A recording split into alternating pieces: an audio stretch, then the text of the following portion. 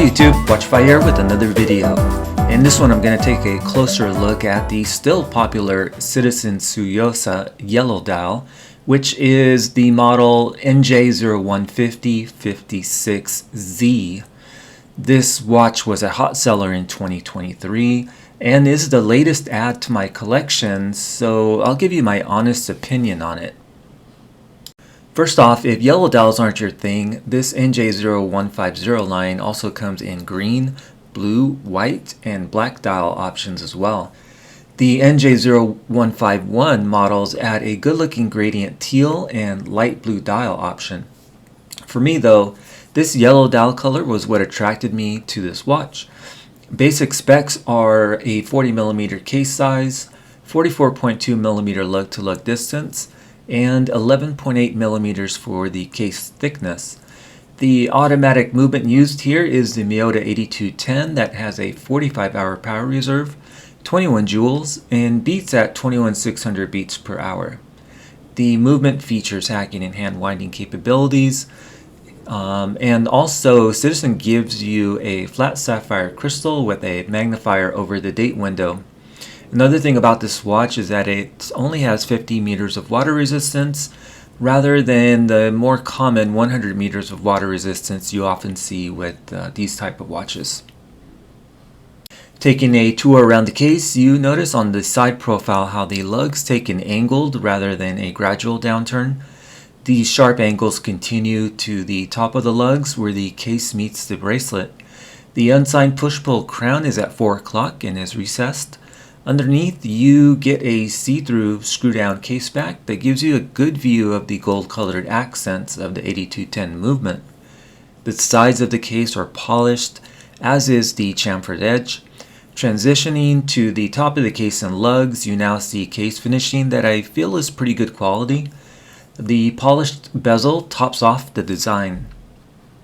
Like I mentioned in a previous video, I like the shade of yellow Citizen used here, as it's an almost orangey yellow that has a sunburst finish to it. The raised bar indices are outlined in silver and are lume filled with Citizen's green lume. There is also a small lume pip above each indice. The Citizen logo is printed in black on the dial along with automatic wording. And that is it. So it's nice to have a relatively clean looking dial without excess wording. Hands are a basic all polished baton shaped set paired with a needle second hand, and I think it works well with the other aspects of the watch. The bracelet that comes with this watch is interesting because it connects to the case with a narrow center link and a short spring bar. This design choice is of course going to limit your options when it comes to changing out the bracelet to something else, but I like the more integrated look here. The bracelet has solid links held together with split pins, and I found it was pretty easy to remove the 6 links that I needed in order to get a good fit on my 6 3/4 inch wrist. You will notice the center section of each link is polished. Overall, I think the link design is a good match to the watch, and the bracelet is overall pretty flexible. The clasp is stamped fold over with a double push button release upper clasp. This part has a brushed finish with a lightly engraved Citizen logo and 3 rather than 2 micro adjustment holes. I'm okay with the clasp design as it doesn't feel cheap and it wears rather well on the wrist. This watch retails for $337 on the Citizen website at the time of this video.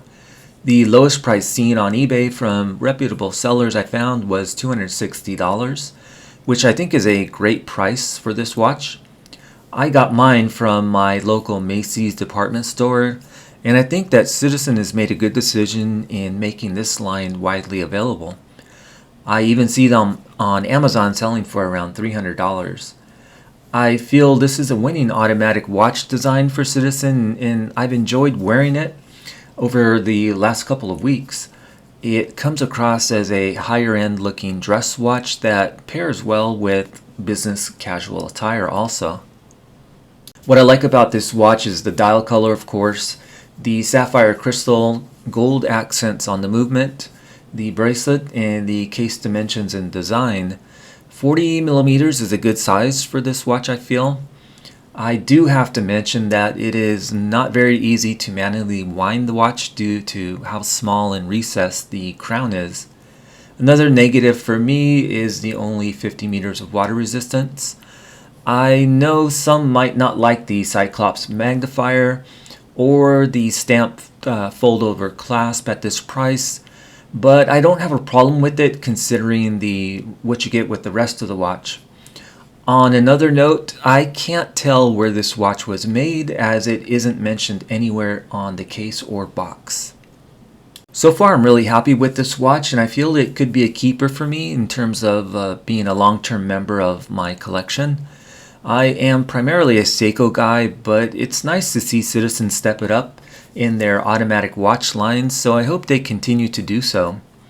In a future video, I would like to compare this watch to the Citizen NB1050 line that currently sells for a little over $100 more, just to see what you're getting for that extra money over this model.